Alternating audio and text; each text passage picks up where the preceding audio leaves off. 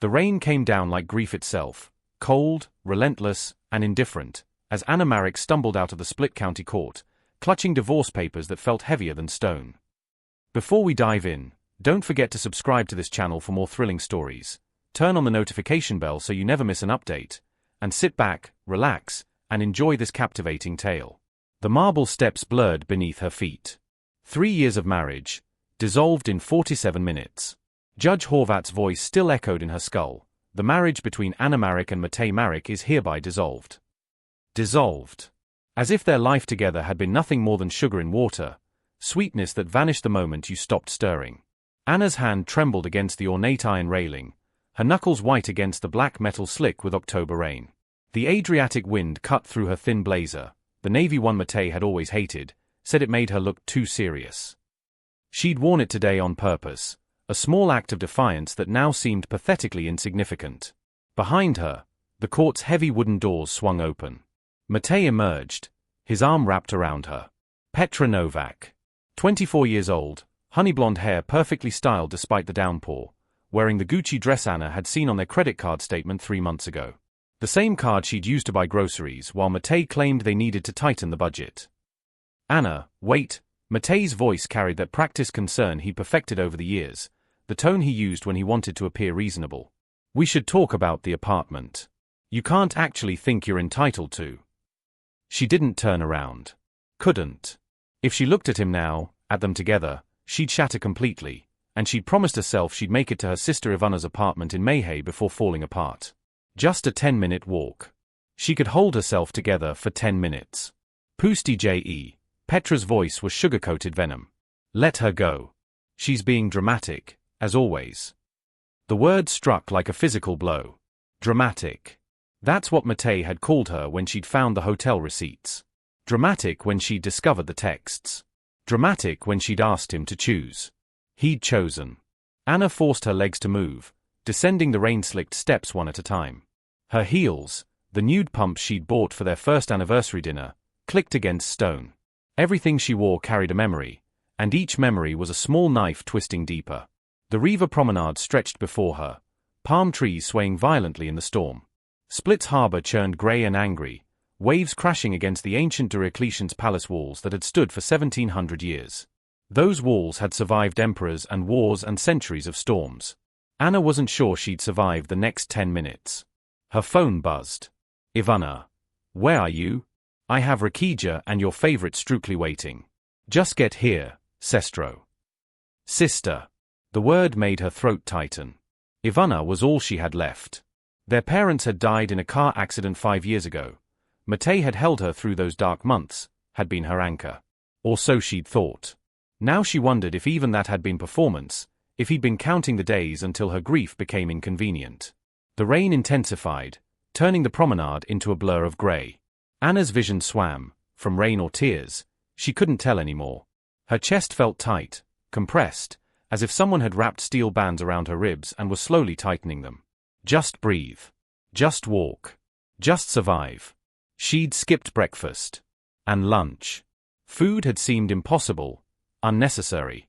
Now her stomach cramped, empty and acidic, and her head felt light, disconnected from her body. The world tilted slightly. Anna pressed her hand against a lamppost, the cold metal grounding her for a moment. Tourists rushed past beneath colorful umbrellas, laughing and chattering in German and Italian and English, oblivious to the woman dissolving in their midst. An old Croatian folk song drifted from a nearby cafe, Lijepa li si, beautiful you are. The irony was suffocating. She pushed forward. Past the fish market with its pungent scent of sea and salt. Past the cafe where she and Matej had their first coffee, where he told her she had the most beautiful eyes he'd ever seen. Lies built on lies built on lies. Her heel caught in a crack between cobblestones. Anna stumbled, caught herself, but the movement sent the world spinning harder. Black spots danced across her vision like dark stars. The steel bands around her chest tightened until she couldn't draw breath. Not here. Not now. Not in public. But her body had different plans. Her body had been holding everything together for months. The suspicions, the gaslighting, the lonely nights when Matej claimed to be working late, the humiliation of sitting across from him in court while his lawyer painted her as vindictive and unreasonable. 3 years of marriage. 6 years together. 29 years of life. All of it dissolved. The cobblestones rushed up to meet her, and Anna's last coherent thought was that the rain tasted like salt, or maybe that was her tears, or maybe there was no difference anymore. Would you like to pause here and share your thoughts? Have you ever felt like everything was falling apart at once, or witnessed someone at their absolute breaking point? Drop your thoughts below. Anna never felt the impact. One moment the world was spinning into darkness, the next she was floating, or falling, suspended in a space between consciousness and oblivion where sound became texture and pain dissolved into distant static. Voices filtered through the fog. Croatian words, sharp with urgency, collapsed. Call an ambulance. Just fell, right there on the river. Then a different voice cut through the others. Deeper. Commanding. A voice that carried the weight of someone accustomed to being obeyed. Move. Everyone, step back. Give her space. Strong arms slid beneath her, one under her knees, one supporting her back, and suddenly Anna was lifted, cradled against a chest that smelled of expensive cologne and rain-soaked wool. Cedar and bergamot and something else, something that made her want to burrow closer despite her semi-conscious state. I've got you, the voice murmured, and it was softer now, meant only for her. You're safe now. Through the haze, Anna tried to process what was happening. Tried to open her eyes, to speak, to understand why this stranger's voice felt simultaneously foreign and familiar, like a song she'd forgotten she knew. Sir, should we call? Another voice, younger, anxious. No ambulance. My car. Now, Dominic. But sir, we don't know her, and the hospital will require. She's my wife. The words came out hard, unquestionable, brooking no argument. My wife. We're taking her to KBC Split immediately. Clear the way. Wife. Anna's confused mind tried to grasp the word, to make sense of it, but consciousness kept slipping away like water through her fingers. She should protest. Should explain that this man, whoever he was mistaken. That she'd just become UN wifed, that the papers in her bag proved she belonged to no one. But the arms holding her were so steady, so sure, and she was so tired of holding herself together. She let the darkness take her again. The world returned in fragments. White ceiling tiles. The sharp scent of antiseptic. The steady beep of a heart monitor. Fluorescent lights that hurt her eyes even through closed lids. Blood pressure stabilizing. Severe dehydration and exhaustion. Emotional shock can manifest physically. Anna's eyelids felt like they'd been weighted with stones, but she forced them open. Her private hospital room materialized around her, cream walls, a large window overlooking Split's harbor, medical equipment that looked far too expensive for her non-existent health insurance to cover. Panic spiked through her chest. She couldn't afford this. The divorce had left her with nothing but debt. Anne. Hey. Easy. Don't try to sit up yet. Anna's head turned toward the voice, and her breath caught. A man sat in the chair beside her bed. Mid-30s, dressed in a charcoal suit that had probably cost more than her entire wardrobe. Dark hair, slightly damp still from the rain. Strong jaw shadowed with stubble. Eyes the color of the Adriatic on a clear day, that impossible blue-green that tourists tried and failed to capture in photographs. But it was the expression in those eyes that stopped her. Not concern. Exactly. Something deeper. Something that looked almost like recognition? Relief? Who? Anna's voice came out as a croak. Her throat felt like sandpaper. The man reached for a cup of water on the bedside table, held the straw to her lips with surprising gentleness. Drink first. Then we'll talk. She should refuse. Should demand answers. But her body overruled her mind, and she drank gratefully, the cool water soothing her ravaged throat. Better? He asked. Anna nodded, studying him. He was devastatingly handsome, the kind of handsome that belonged on billboards or magazine covers, not sitting beside her hospital bed. Everything about him screamed wealth and power, from his custom-tailored suit to the Patek Philippe watch on his wrist to the way he occupied space, as if he owned not just the chair but the entire room, possibly the entire hospital. Who are you? She managed. Something flickered across his face, an emotion too quick to name. Luka. Luka Kovaravi. The name struck like lightning. Everyone in Croatia knew that name. Kovaravi Industries, real estate, technology, maritime shipping. One of the country's wealthiest families. His face had been in VNG list just last month, something about a new waterfront development in Dubrovnik. Why am I? Anna gestured weakly at the room, at him. The doctors said. They said you told them I was your wife. Luca leaned back in his chair, and for a moment he looked almost uncertain. As if this man who commanded boardrooms and built empires wasn't quite sure how to navigate this particular conversation. You collapsed on the Riva, he said finally. I was there. Saw you fall. That doesn't explain why you lied to the hospital staff. I didn't lie. Anna's laugh came out bitter, slightly hysterical. I literally just got divorced. This morning. I have the papers to prove I'm nobody's wife, especially not, she gestured at him, at his obvious wealth and power. Yours. Luca stood abruptly, walked to the window. His shoulders were rigid beneath the expensive fabric of his suit. When he spoke, his voice was quieter, almost vulnerable. What's your name? Anna. Anna Marek. Anna, he repeated, as if testing the weight of it. He turned back to face her, and the look in his eyes was so intense it made her heart skip. Do you believe in fate, Anna? What? 6 months ago, I was in a car accident. Black ice on the road to Zagreb. My car went off the Karka bridge. He said it matter-of-factly, but his hand unconsciously touched his ribs, as if remembering pain. I was in a coma for 3 days. And during those 3 days, I dreamed. Anna's mouth went dry. This felt surreal, impossible. What does this have to?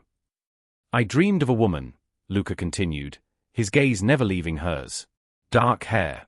Eyes like coffee with just a touch of cream. A smile that was sad even when she laughed. And in the dream, she was mine. My wife. My partner. The other half of something I didn't know was incomplete. He paused. When I woke up, I told myself it was just my brain's response to trauma. That she wasn't real. The heart monitors beeping accelerated. Anna forced herself to breathe. Today, I was meeting with architects about the Riva renovation project. And I saw you stumble. Saw you fall. And Anna, his voice cracked, just slightly. You're her. The woman from my dreams. Exactly. Exactly.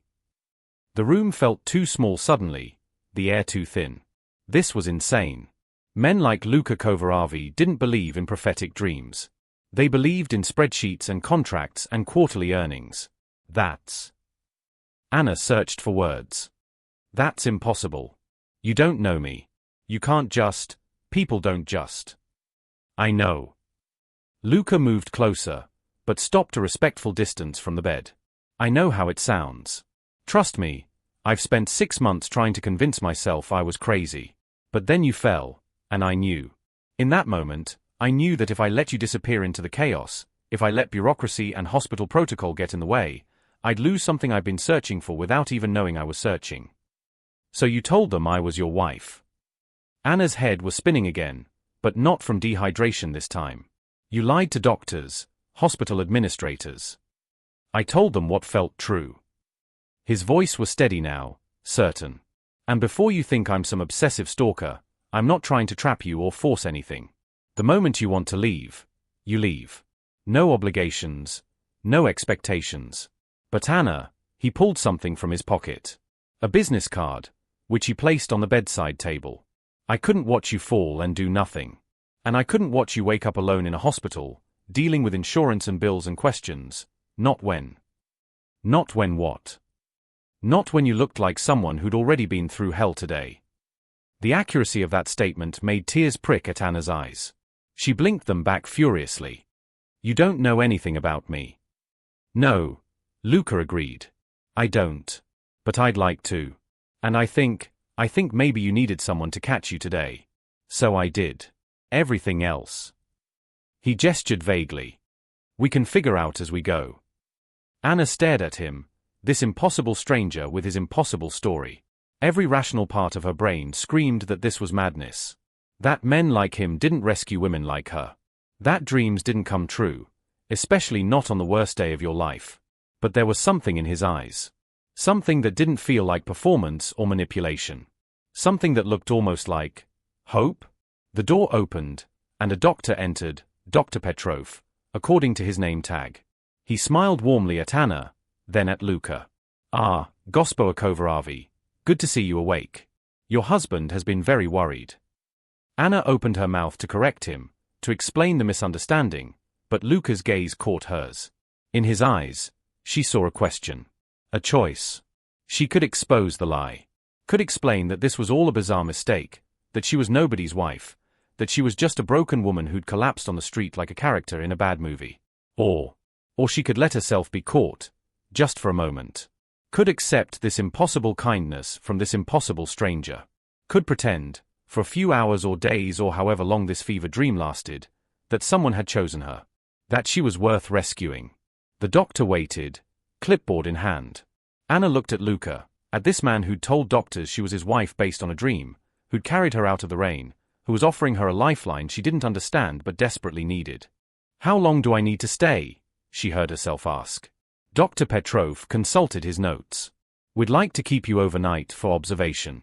Make sure your levels stabilize. But if all goes well, you can go home tomorrow with your husband. Home. The word was a knife. She had no home. The apartment was Matej's, his name on the lease, his family's money for the deposit. Ivana's place was temporary refuge, a couch in a cramped one-bedroom. She'll have the best care, Luka said, his voice carrying that commanding certainty again. Then, softer, just to Anna, whatever you need. Here's a question for you. If a stranger offered you a way out of your darkest moment, even if it seemed impossible, would you take their hand? What would you do in Anna's position? Before we continue, don't forget to smash that like button if you're enjoying what you're seeing. Your support means the world to me and helps this channel grow. If you haven't already, make sure to subscribe and hit that notification bell so you never miss any of our uploads. We're building an amazing community here, and I don't want you to miss out on what's coming. And please, share this video with your friends, family, or anyone who would love this type of content. The more people we can bring into this community, the better it gets for everyone. Your engagement in the comments has been incredible, and I love reading every single one of your thoughts and theories. Keep them coming. Now, let's go in depth into the story. Night fell over Split like a velvet curtain, turning the harbor lights into scattered diamonds on black water.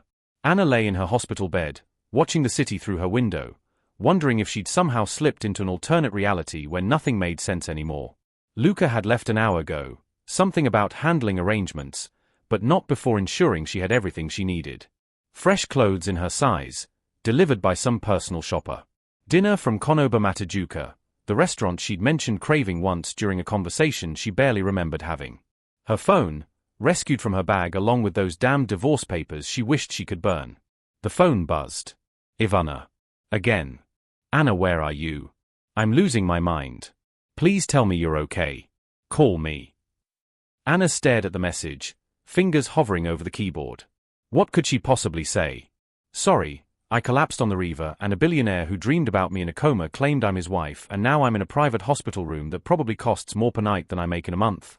She typed, I'm safe. Long story. We'll explain tomorrow. Love you. The response was immediate. Anna Marek, if you don't call me in the next 5 minutes. The phone rang. Anna answered with a resigned sigh. What the hell, Anna? Ivana's voice was pure panic wrapped in fury. You were supposed to be here 4 hours ago.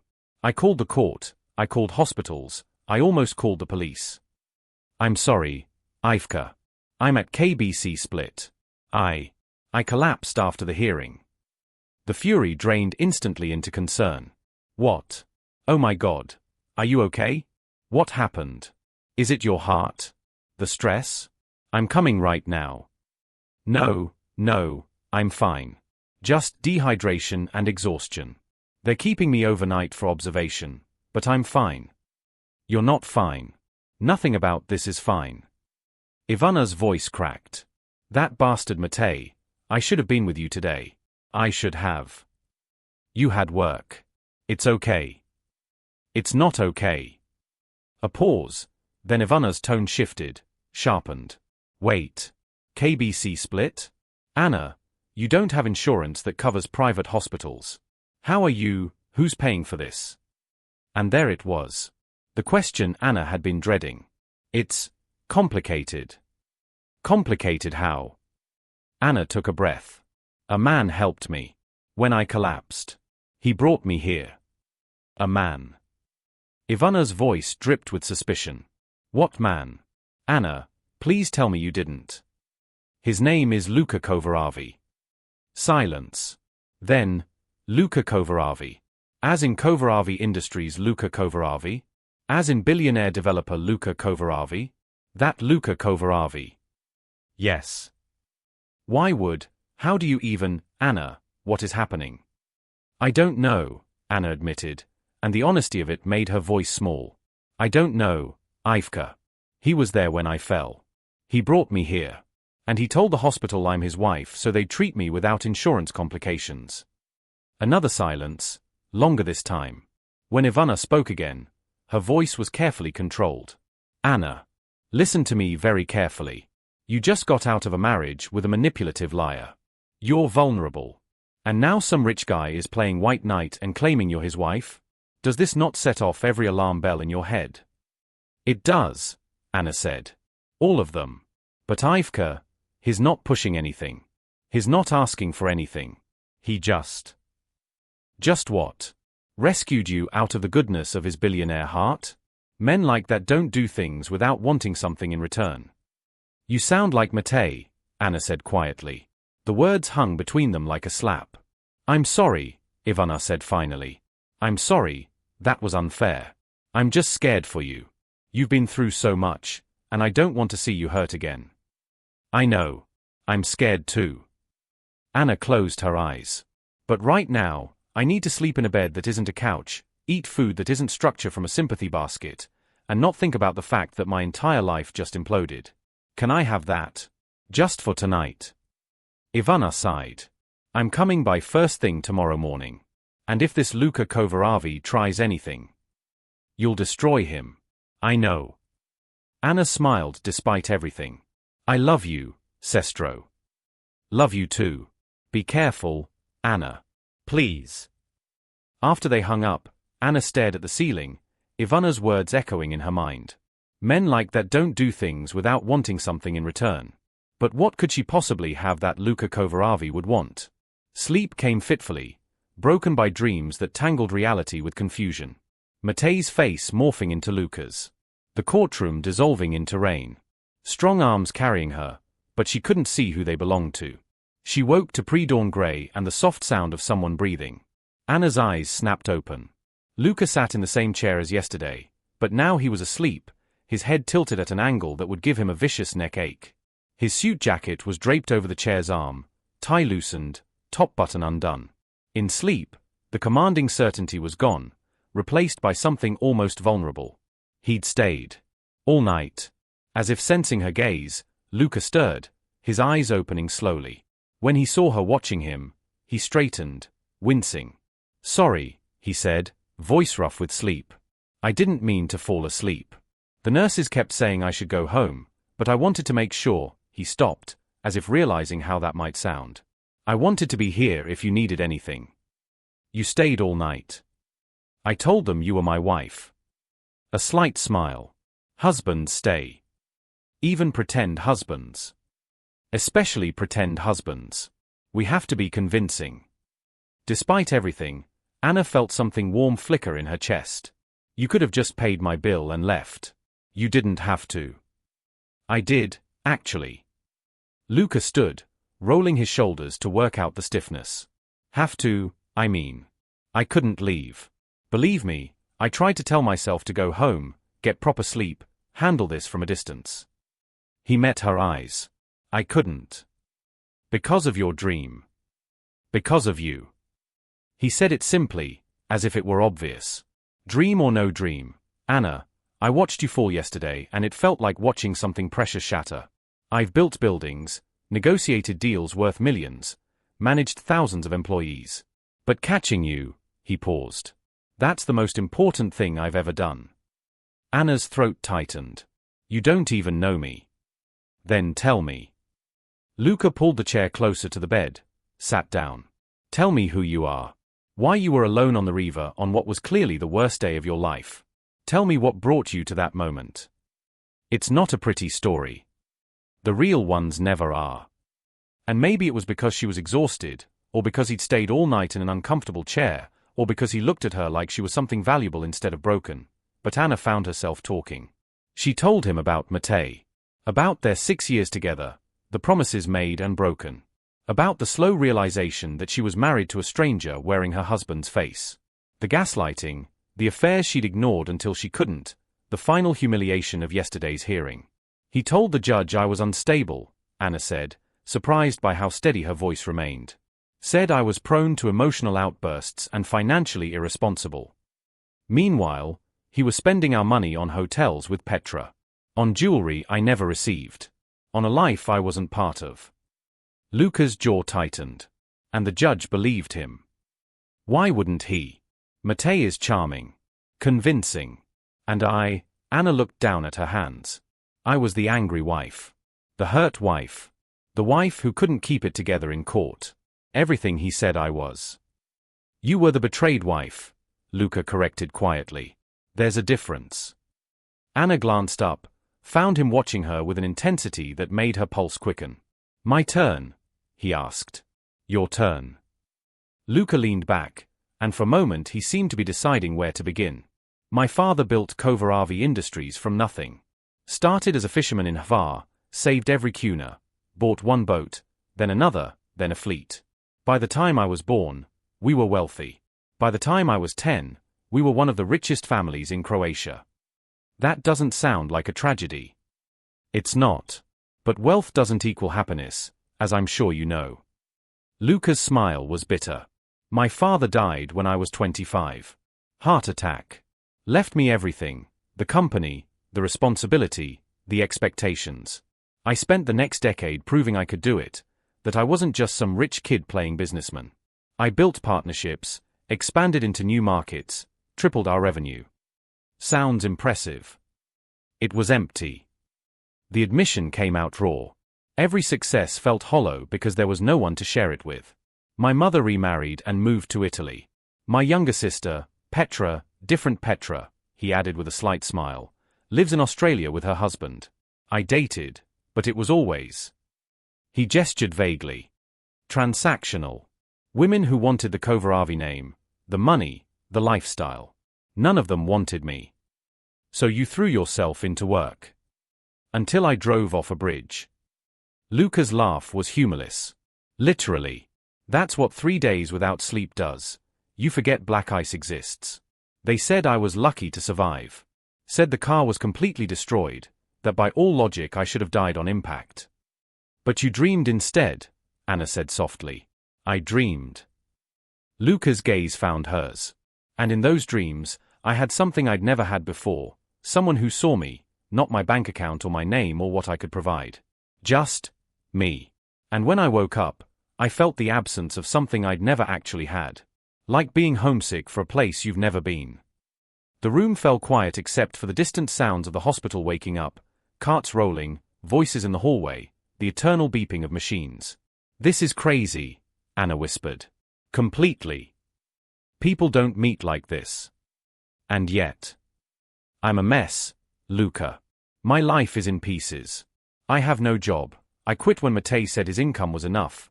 No apartment, no savings because Matej convinced me to put everything in a joint account he apparently emptied last month. I literally have nothing to offer you except problems and baggage.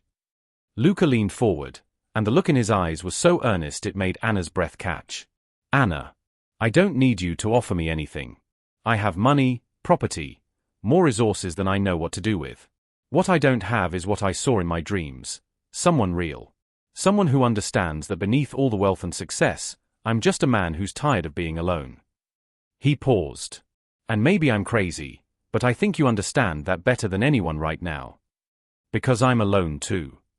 Because you know what it's like to be with someone and still feel completely isolated. The accuracy of that statement hit Anna like a physical force. Matej had been there, yes, but had he ever really seen her? Had he ever looked at her the way Luca was looking at her now? Like she mattered, like her pain mattered, like her mere existence was worth something? What are you proposing? Anna asked carefully. If this is real, if we're doing this, whatever this is, what happens next? Luca smiled, and it was the first genuine smile she'd seen from him. It transformed his face from intimidatingly handsome to something warmer, more human. How about we start with breakfast? Dr. Petrov is discharging you this morning. I have a car waiting. My house in Mojon has plenty of space, private rooms if you want distance, and a staff who are very good at minding their own business. You want me to come stay with you? I want you to have time and space to figure out what comes next, without worrying about bills or where you'll sleep or how you'll eat. Call it charity if you want, call it insanity, call it whatever makes you comfortable. But Anna, his voice softened. You fell, and I caught you. Let me make sure you land somewhere soft. And then what? Then we see what happens. Maybe the dream was just my brain's way of telling me to pay more attention to people instead of spreadsheets. Maybe you'll hate me in 3 days and want to leave. Or maybe, he stood, offered his hand. Maybe we both needed someone to be honest with.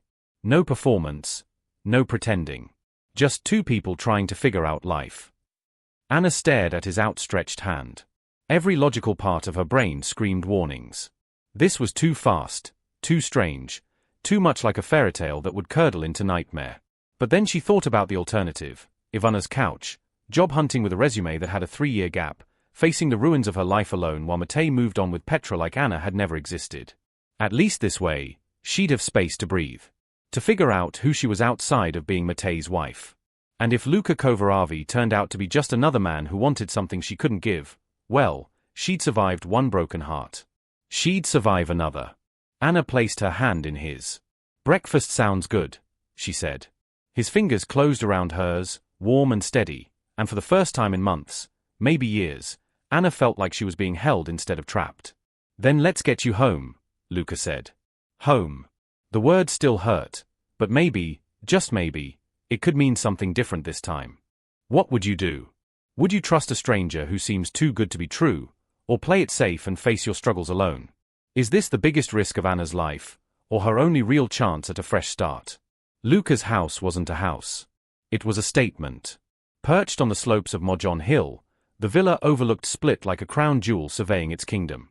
Floor-to-ceiling windows captured panoramic views of the Adriatic, white stone walls gleamed in the morning sun, and the infinity pool seemed to spill directly into the sea beyond.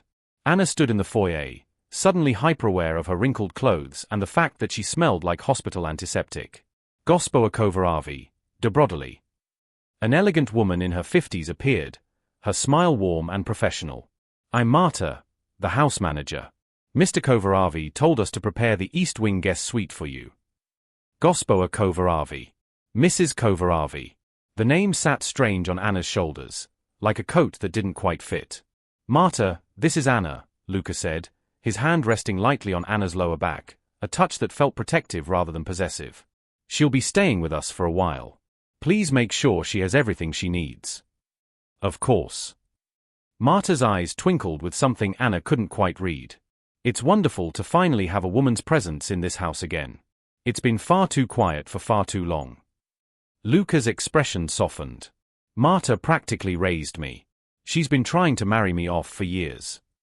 Someone needs to, Marta said with the confidence of someone who'd earned the right to speak freely. A house this big shouldn't echo with loneliness. Now, Anna, let me show you to your room. I've drawn a bath, and there are some clothes in the closet that should fit. Mr. Kovaravi had them sent over this morning. Anna shot Luka a look. You had clothes sent over. He had the grace to look slightly embarrassed.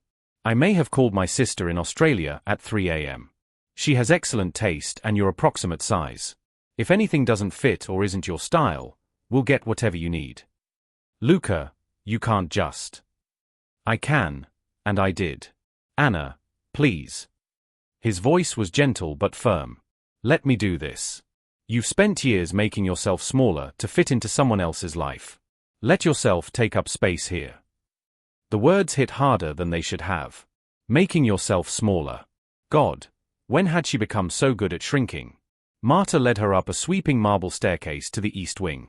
The guest suite was larger than the apartment Anna had shared with Matej, a bedroom with that same breathtaking ocean view, a sitting area with plush couches, a bathroom that looked like it belonged in a luxury spa.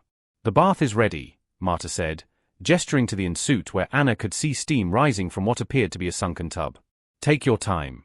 I'll have breakfast ready whenever you come down, Mr. Kovarevi mentioned you like strukli. Anna blinked back sudden tears. Strukli, the traditional Croatian pastry her mother used to make. Comfort food. Home food. How did he? He pays attention, Marta said simply. Now, into the bath with you. You look like you're about to fall over. The bath was perfect, lavender-scented bubbles, water hot enough to unknot muscles Anna hadn't realized were tense. She sank into it with a sigh that was half relief, half disbelief. 24 hours ago, she'd been standing in a courthouse, watching her marriage dissolve. Now she was in a billionaire's guest suite, pretending to be his wife based on a prophetic dream. This is insane, she thought. This entire situation is absolutely insane. But insane felt better than the alternative. Better than Ivana's cramped apartment and pitying looks. Better than facing the wreckage of her old life alone. Anna closed her eyes, let herself float. For just a moment, she allowed herself to imagine what it might be like if this were real. If Luca truly was her husband, if this beautiful house were home, if she could start over with someone who looked at her like she mattered. Don't, she warned herself. Don't start believing the fantasy. That's how you get hurt. But it was hard not to believe when everything felt so right. The way Luca had held her hand in the hospital. The way he'd stayed all night despite having 1,000 more important things to do. The way he listened when she talked, really listened, instead of waiting for his turn to speak. A knock on the bedroom door interrupted her thoughts. Anna. Luca's voice, muffled through the door. Sorry to interrupt. Your sister is here. She's insistent. Oh God. Ivana. Anna scrambled out of the tub, wrapped herself in the plush robe hanging nearby, and opened the bathroom door. Tell her I'll be down in 5 minutes. And Luca? Maybe stay close. She's protective. His smile was wry. I gathered that from the death threats she's been texting your phone. 5 minutes later, dressed in designer jeans and a cashmere sweater that fit perfectly, curse Luca's sister's good taste, Anna descended the stairs to find Ivana in the living room, looking wildly out of place among the expensive furniture and original artwork. Anna. Ivana rushed forward, grabbed her in a fierce hug. Are you okay? Are you safe? Did he? Her gaze cut to Luca, who stood by the window with his hands in his pockets, wisely giving them space. Did he hurt you? No, Ivka, I'm fine. Better than fine. Ivana pulled back, studying her face with the intensity of someone who'd known her since childhood. You look different. I had a bath. That's not what I mean. Ivana's eyes narrowed. You look less broken. Gee, thanks. You know what I mean. Ivana glanced at Luca again, then lowered her voice. Anna, this is crazy. You can't just move in with some random billionaire because he claims he dreamed about you. That's not romantic. That's the plot of a thriller where the woman ends up locked in a basement. I don't have a basement, Luca called from across the room. Just very nice wine cellars. Ivana's glare could have melted steel. This isn't funny, Mr. Kovarevi. My sister just went through hell. She's vulnerable. And if you're taking advantage of that, then you'll destroy me. I know. Luca crossed the room, stopped a respectful distance away. Ivana, right? Anna's told me about you. How you've been her rock through everything with Matej. Don't say his name, Ivana snapped. Fair enough. Luca's expression was serious now, all traces of lightness gone. Look, I understand your concern. If someone told me my sister had moved in with a stranger who claimed to have dreamed about her, I'd lose my mind too. So let me be very clear about something. He looked directly at Anna, and the intensity in his gaze made her breath catch. Anna is free to leave whenever she wants. No strings, no obligations, no expectations. I'm offering her space and safety while she figures out what comes next. That's it. If she wants to stay for a week, a month, a year, fine. If she wants to leave tomorrow, also fine. This isn't about me controlling her or trapping her. It's about making sure she has options. And what do you get out of it? Ivana demanded. Honestly, I don't know yet. Luca's smile was self-deprecating. Maybe the satisfaction of doing something good without a business agenda. Maybe proof that my dream meant something. Or maybe just the chance to know someone who doesn't want anything from me except honesty. Ivana studied him for a long moment, then turned to Anna. Can we talk? Alone? Luca nodded immediately. I'll be in my study. Anna, take all the time you need. Once he was gone, Ivana exploded. Anna, what are you doing? This is insane. I know. Then why? Because I'm tired, Ivka. Anna sank onto the couch, suddenly exhausted. I'm tired of being practical and careful and doing the right thing. Where did that get me? A cheating husband, a broken marriage, and nothing to show for 6 years of my life except debt and trauma. So your solution is to play house with a billionaire who believes in prophetic dreams. My solution is to accept help when it's offered. Anna met her sister's eyes. You don't have space for me long term. We both know that. And I can't get a job without an address, can't get an apartment without a job. The system is designed to keep people like me trapped. Luca's offering me a way out. At what cost? That's what I need to find out. Anna gestured at the beautiful room around them. But I'd rather find out here, with resources and breathing room, than on your couch, spiraling into depression while I pretend to be okay. Ivana's anger deflated into concern. I just don't want you to get hurt again. I know. And I love you for it. Anna squeezed her sister's hand. But I'm already hurt. The question is whether I heal in a place of scarcity or a place of possibility. And you think is a place of possibility. I think is a man who stayed all night in an uncomfortable hospital chair because he didn't want me to be alone. I think is someone who sees me as a person, not a problem. And yes, maybe it'll all fall apart. Maybe he'll turn out to be a nightmare. But Ivka, Anna's voice cracked. What if he doesn't? What if this is actually the universe throwing me a lifeline? Ivana was quiet for a long moment. Then she pulled Anna into another hug, this one gentler. Okay, she whispered. Okay. But I'm checking in every day. And if he does anything, that makes you uncomfortable, you call me immediately. I promise. And Anna, don't lose yourself again. That's what happened with Matej. You became who he wanted instead of who you are. Don't do that here. The words settled like stones in Anna's chest because they were true. She had lost herself in her marriage, had pruned away pieces of her personality until she fit the shape Matej wanted. I won't, Anna said. I'm done shrinking. After Ivana left, with many pointed looks at Luca and threats of violence if Anna came to harm, the house fell quiet. Marta served breakfast on the terrace, strudel that tasted like childhood, fresh fruit, coffee strong enough to wake the dead. Luca sat across from her, and for the first time, Anna could see the exhaustion in his face. The man hadn't slept properly in 2 days. You should rest, she said. So should you. I just had the best bath of my life and slept in a hospital bed. You slept in a chair designed by sadists. That surprised a laugh out of him. Fair point. He set down his coffee cup, studied her with those impossible blue-green eyes. Anna, I need to tell you something. Her stomach dropped. Here it comes. The catch. The real reason he brought me here. When I had my accident, when I was in that coma, the doctors told my mother I might not wake up. And if I did, there could be brain damage, memory loss, personality changes. For 3 days, she sat by my bedside, praying to saints she'd stopped believing in years ago. Luca's voice was steady, but Anna could hear the emotion beneath it. When I woke up and told her about the dream, about you, she said it was a sign. That God or fate or the universe had given me a second chance at life, and I shouldn't waste it chasing profit margins. She said I should find the woman from my dreams, because maybe she was my purpose. And you believed her. I didn't not believe her. My mother isn't religious or superstitious. She's practical, logical. For her to say that meant something. He paused. But then months went by, and I didn't find you, and I started to think maybe the dream was just my brain's way of processing trauma. Until yesterday. Until I fell. Until you fell, and Anna, it wasn't just that you looked like the woman from my dreams. It was the feeling. When I caught you, it felt like finding something I'd been missing my entire life without knowing it was gone.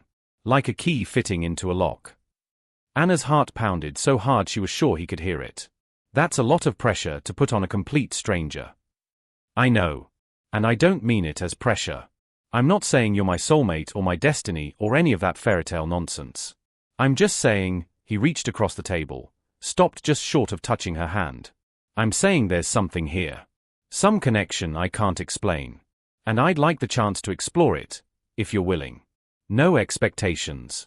No timeline. Just possibility. Anna looked at his hand, so close to hers. She could feel the heat of his skin even without touching. This man who'd carried her out of the rain. Who'd lied to doctors to protect her. Who'd given her space and safety and Strookly and a guest suite with an ocean view. This man who looked at her like she was the answer to a question he'd been asking all his life. What if? A small voice whispered in her mind. What if this is real? What if you're allowed to have good things happen to you? Anna placed her hand in his, and the contact sent electricity up her arm. Possibility, she repeated. I can do possibility.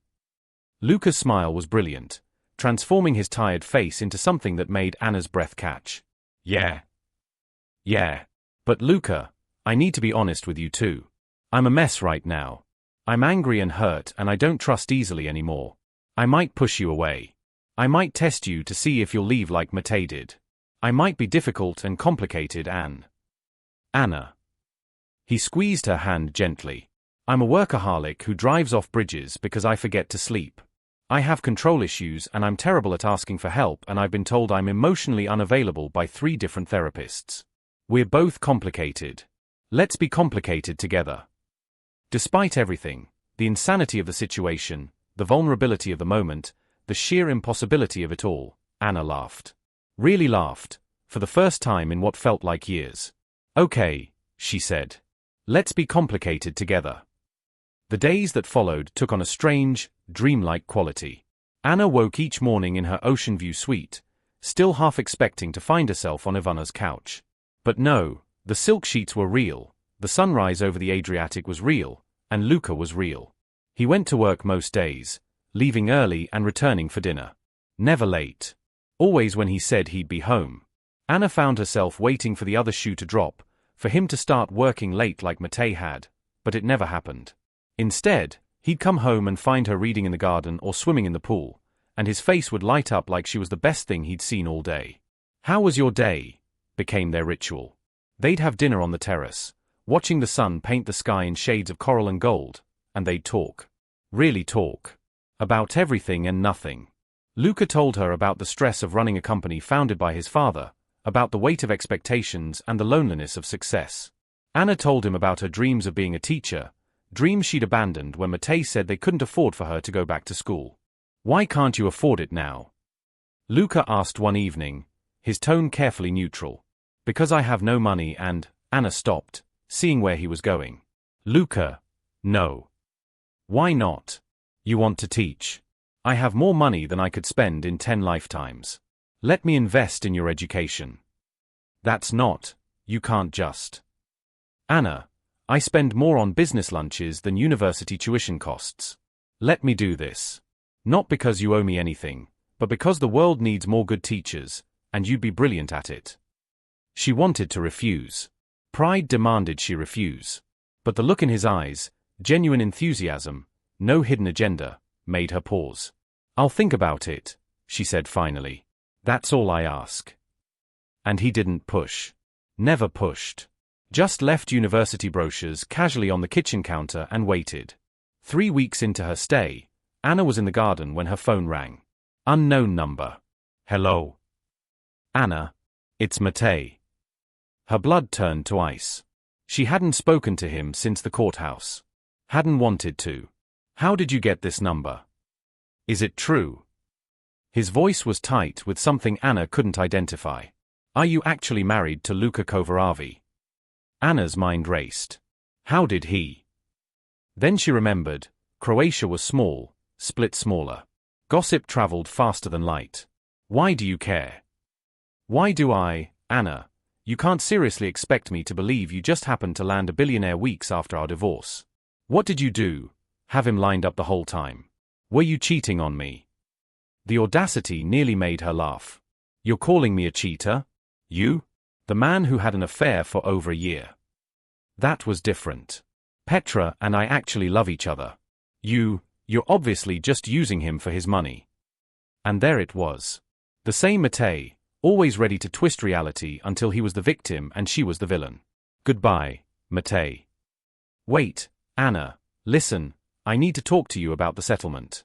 My lawyer says you might be entitled to. I said goodbye. She hung up, hand shaking. For a moment, she stood there, staring at her phone, feeling all the old wounds trying to reopen.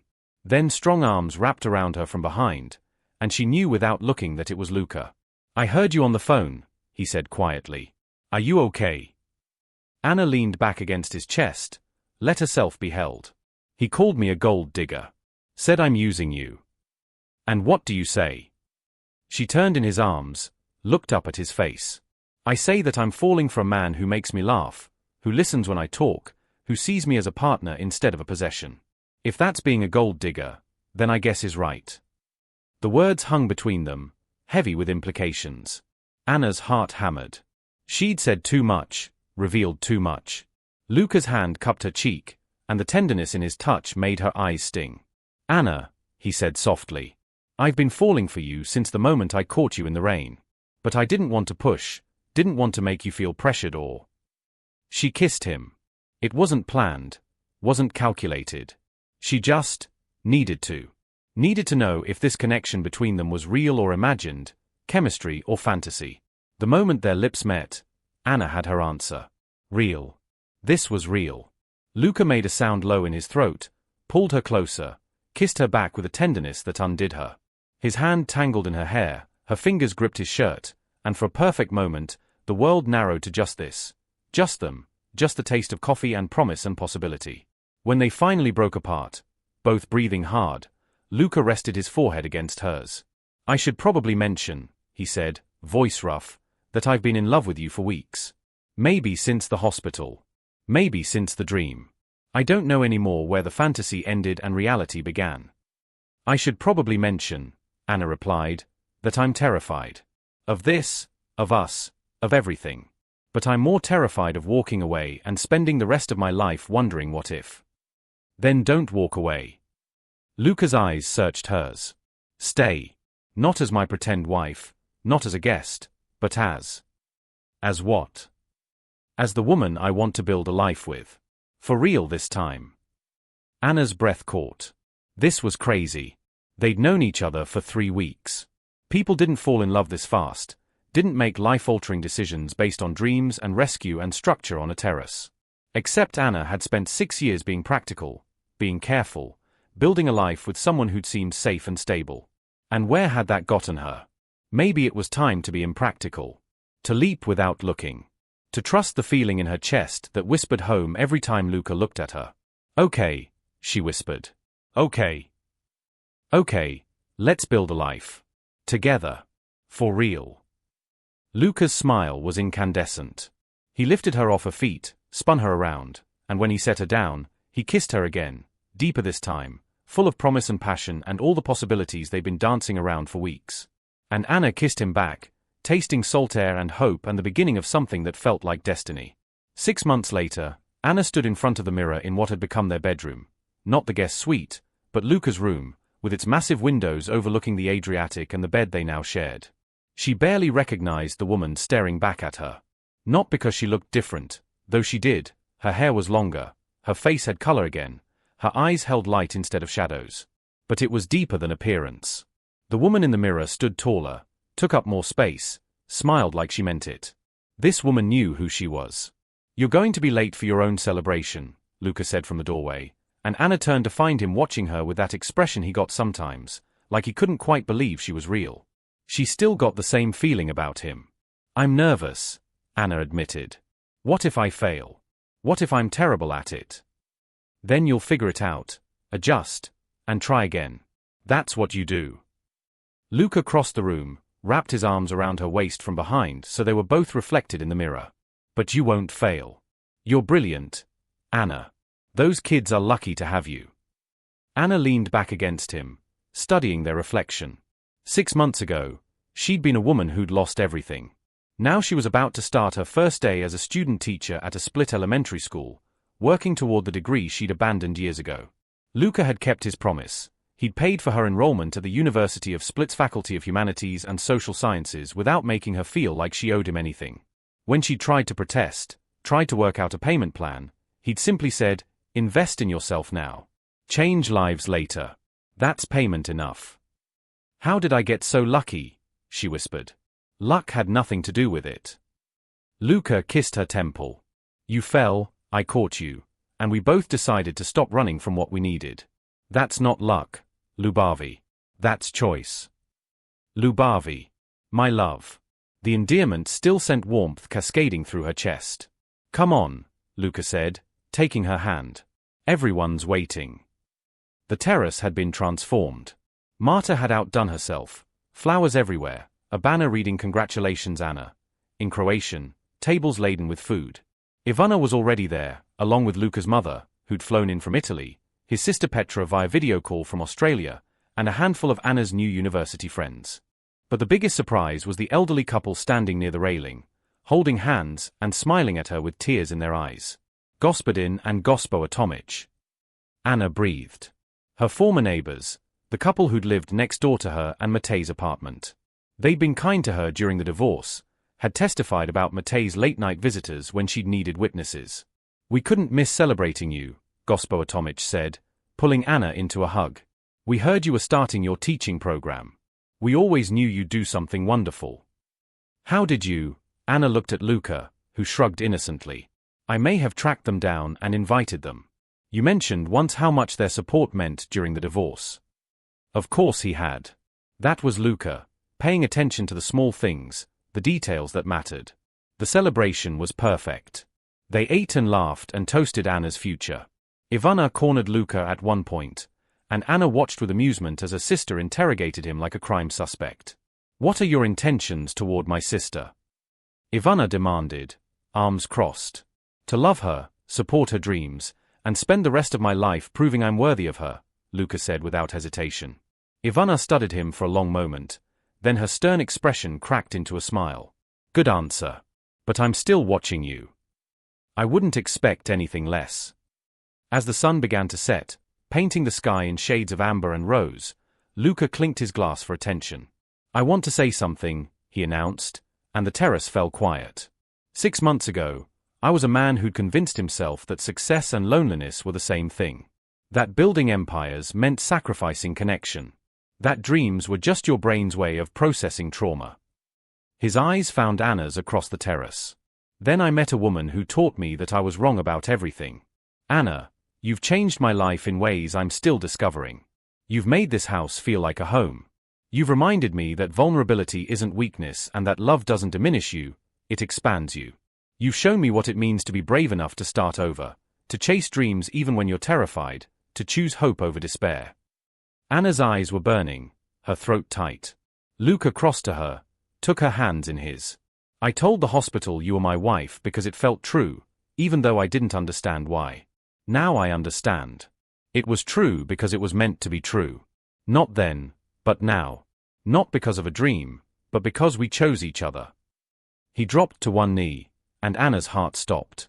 "Anna Marek, the woman who fell into my life and changed everything. Will you actually, officially, legally become my wife? Not because I dreamed about you, but because I can't imagine my future without you in it." The ring he pulled from his pocket was perfect, a simple sapphire the color of the Adriatic, surrounded by small diamonds that caught the sunset. Anna looked at him, this man who'd caught her at her lowest, who'd given her space to heal, who'd supported her dreams without trying to control them. This man who'd stayed in an uncomfortable hospital chair all night because he didn't want her to be alone. This man who'd taught her that love could be partnership instead of possession. "Yes," she said, her voice clear and certain. "Yes, 1,000 times yes." The terrace erupted in cheers as Luca slipped the ring onto her finger and stood, pulling her into a kiss that tasted like joy and promise and coming home. When they finally broke apart, both laughing and crying, Ivana shouted, "About time. I was starting to think you were going to live in sin forever." "We had to make sure first," Anna called back. "No more rushing into marriage without being certain." "And are you certain?" Ivana asked, smiling. Anna looked at Luca, at his eyes full of love, at his hand holding hers like he'd never let go, at the future stretching before them full of possibility. I've never been more certain of anything in my life. The wedding was small, intimate, just family and close friends on the terrace of the Mojon villa. Anna wore a simple ivory dress, Luca wore a navy suit, and they exchanged vows they'd written themselves as the Adriatic sparkled behind them. "I promise to catch you when you fall," Luca said, his voice thick with emotion. "But more importantly, I promise to help you fly." "I promise to choose you," Anna said, tears streaming freely. "Every day, in every way, for the rest of our lives. Not because you saved me, but because you saw me, really saw me, and loved what you found." When the officiant pronounced them married, when Luca kissed her as husband and wife for real this time, Anna felt something inside her click into place. Like a bone that had been dislocated finally setting back where it belonged. This was what it was supposed to feel like. This partnership, this balance, this love that made you more yourself instead of less. At the reception, Anna found herself alone for a moment, looking out at the sea. She thought about the woman who'd stumbled out of that courthouse 6 months ago, broken and hopeless, convinced her life was over. That woman had no idea that her life was actually just beginning. "Penny for your thoughts." Luca appeared beside her, slipping his arm around her waist. "I was thinking about divorce day," Anna said. "About collapsing on the river, feeling like the world was ending. If someone had told me then that 6 months later I'd be married to you, starting my teaching career, actually happy, I would have thought they were crazy." "Are you happy?" Luca asked softly. Anna turned to face him fully, cupped his face in her hands. "I'm happy. Terrifyingly, wonderfully, completely happy. And I'm not afraid of it anymore." "Not afraid of what?" "Of losing it. Of this being too good to be true. Of you waking up one day and realizing you made a mistake." She smiled. "I trust this now. Trust us. Trust that even if hard times come, and they will, we'll face them together." Luca kissed her forehead, her cheeks, her lips. "Together," he echoed. "Always together." 1 year after the wedding, Anna stood in her classroom at Osnovna Kola Split 3, watching her second-grade students work on their art projects. Sunlight streamed through the windows, and the room buzzed with creative energy. "Utilgice Anna." One of her students, a shy girl named Mia, held up her painting. "Look. It's you and Utelj Luca." Anna smiled at the colorful painting, 2 stick figures holding hands under bright sun. Luca had started volunteering at the school once a month, teaching the kids about business and entrepreneurship in age-appropriate ways. The students loved him, called him Utelj Luca, Teacher Luca, which never failed to make him grin. "It's beautiful, Mia. Should we hang it in the classroom?" Mia nodded enthusiastically, and Anna helped her pin it to the bulletin board alongside the other students' work. Her phone buzzed. "Luca, lunch on the terrace? I'm bringing your favorite from Konoba Matajuka." Anna smiled, typed back, "Perfect. I have news. Good news. The best news. See you soon, Lubavi." When Anna arrived home, and it was home now, fully and completely, she found Luca on the terrace, lunch spread out on the table. He stood when he saw her, and his face lit up the way it always did, like she was the best part of his day. "So," he said, pulling out her chair. "What's this news?" Anna sat, suddenly nervous. They'd talked about this, planned for it, but now that the moment was here, her hands trembled slightly. "I went to the doctor this morning," she said. "For that appointment I mentioned." Luca's expression shifted from curious to concerned. "Are you okay? Is everything?" "Everything's perfect." Anna reached across the table, took his hand. "Luca, I'm pregnant. We're going to have a baby." For a moment, he just stared at her, as if the words needed time to travel from his ears to his brain. Then his face transformed, shock melting into joy so pure it made Anna's heart ache. "A baby," he breathed. "We're having a baby. In about 7 months, yes." Luca was around the table in an instant, pulling her up and into his arms, holding her like she was the most precious thing in the world. "I love you," he said into her hair. "God, Anna, I love you so much. You've given me everything, a home, a purpose, a future.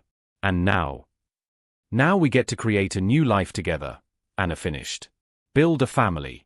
Give our child everything we never had, stability, unconditional love, parents who choose each other every single day." Luca pulled back just enough to look at her, and his eyes were wet. Remember when you asked how you got so lucky? You said it wasn't luck. That it was choice. I was half right. He placed his hand gently over her still flat stomach. This, us, this family we're building, this life, it's what happens when you're brave enough to trust that falling doesn't always mean breaking. Sometimes it means landing exactly where you're supposed to be. Anna kissed him, tasting salt and joy and the future they were creating together. I'm glad I fell, she whispered against his lips. I'm glad I caught you. And I'm glad we chose to stay. 3 years later. The Mojon villa was chaos, the beautiful kind. 2-year-old Petra, named after Luca's sister, much to Australian Petra's delight, was helping Marta bake cookies in the kitchen, which mostly involved eating chocolate chips and getting flour everywhere. Their son, Ivo, slept peacefully in his nursery, 6 months old and the image of his father. Anna sat on the terrace, grading papers while watching Petra through the kitchen window. Her daughter had Luca's eyes and Anna's wild spirit, and she was absolutely perfect. Mama, Mama. Petra came running out, chocolate smeared on her face. Look what I made. She held up a misshapen cookie decorated with so much frosting it was barely recognizable. It's beautiful, Lubavi, Anna said, pulling her daughter into her lap. What is it? It's our family. See? That's you, that's Tata, that's me, that's baby Ivo, and that's Barca Marta. Anna felt tears prick her eyes. This was her family now, messy and chaotic and full of love. So different from what she'd imagined her life would be. So much better. Luca emerged from his study, immediately targeting Petra with exaggerated surprise. Is that a cookie monster I see? Petra shrieked with laughter as he scooped her up, tossed her gently in the air. Tata, I made you a cookie. For me? I'm the luckiest Tata in the world. As Anna watched her husband and daughter, as she thought about a teaching job that filled her soul, her sleeping baby, her sister who visited every week, this home full of light and laughter, she remembered that rainy day on the river. The day her old life ended. The day her real life began. Sometimes the worst day of your life is actually the doorway to the best one. Sometimes you have to fall completely apart before you can be put back together stronger than before. Sometimes the person who catches you isn't rescuing you, they're just helping you remember how to save yourself. And sometimes, just sometimes, dreams do come true. Not because they were prophesied or destined, but because two broken people chose to heal together, to build something beautiful from the rubble of what came before. Anna had fallen on her divorce day. A billionaire had carried her to the hospital and called her his wife. And 3 years later, she finally understood, he'd been telling the truth all along. Not about who she was then, but about who she was meant to become. She was Anna Kovaravi, teacher, mother, wife, survivor. She was home. As you finish Anna's story, think about this. When was the last time you took a leap of faith, even when it scared you? When did you last let someone catch you instead of insisting on carrying everything alone? Maybe it's time to stop shrinking yourself to fit into other people's expectations and start taking up the space you deserve. What would it take for you to choose possibility over safety? Share your thoughts in the comments below. Have you ever experienced a moment where what seemed like an ending was actually a beginning? We'd love to hear your story. Thanks for watching till the end. We know you loved this story, and there are many more thrilling ones waiting for you. Just click on the video on your screen to dive into the next chapter.